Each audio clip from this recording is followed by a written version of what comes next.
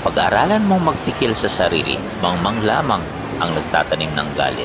Mangangaral 7, versikulo 9. Ba isang bagay na napansin ko sa mundong ito, ang mabilis ay di siyang laging nananalo sa takbuhan ni ang malakas ay laging nagwawagi sa digmaan.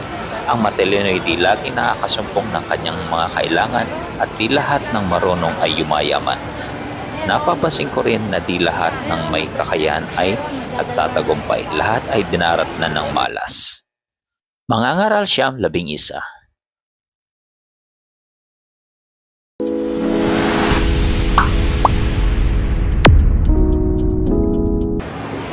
Ang gahaman sa salapi ay walang kasiyahan, at ang sakim sa kayamanan ay hindi masisiyahan sa kaunting pakinaban.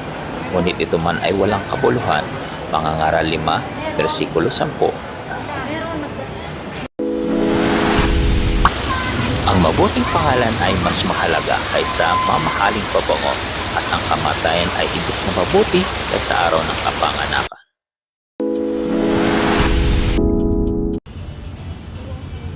Do not envy wicked men. Do not desire their company, for their hearts plot violence, and their lips talk about making trouble. Proverbs 24, verse 1 to 2. Riches and poor have this in common. The Lord is the maker of them all. Proverbs 22, verse 2. Speak up and judge fairly. Defend the rights of the poor and needy. Proverbs 31, verse 9.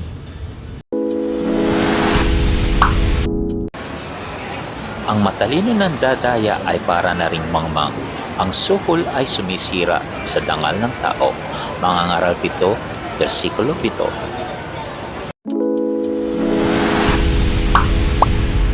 A good name is more desirable than great riches. To be esteemed is better than silver or gold. Proverbs 22, 1. Listen to your father who gave you life, and do not despise your mother when she is old. Proverbs 23, 22. The greatest competition you will ever have is the competition between your disciplined and undisciplined mind.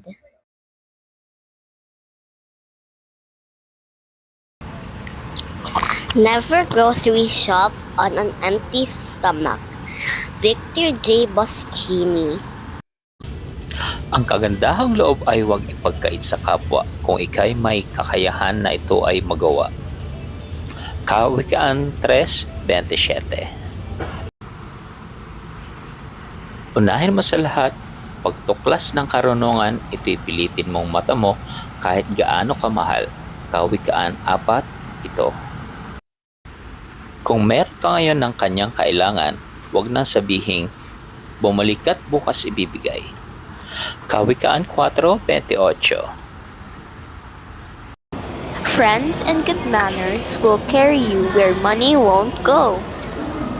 By Margaret Walker. Aking anak, karunungan at hinaon ay huwag mong iwawala. Huwag babayaang makaalpas sa isipan at gunita, pagkat dulot nito'y masagana at marangal na pamumuhay. Ang mga palalo'y kanyang kinasusuklaman, ngunit kinalulugaran niya ang may mababang kalooban.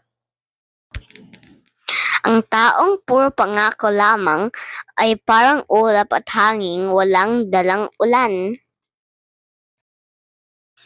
Happiness is not about getting what you want all the time. It's about loving what you have and being grateful for it. Naiinggit ako, pero di ako naghahangad ng masama sa kapwa. Kung may alitan kayo ng iyong kapwa, ilihim at lutasin agad, at baka lumala, baka ito ay malantad sa kaalaman ng madla at kayo'y malagay sa kahiya-hiya.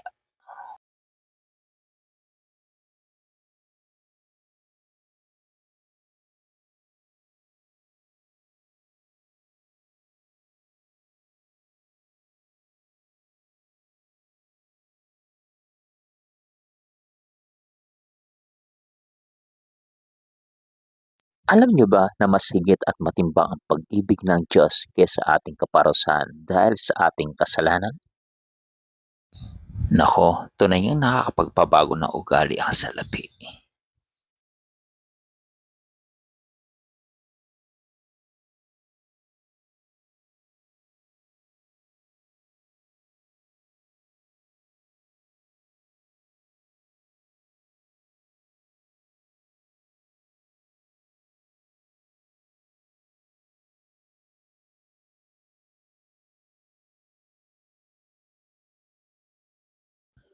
Uy, napakasarap ng may kaibigang hindi inilalabas ang baho mo kahit nagkagalit pa kayo.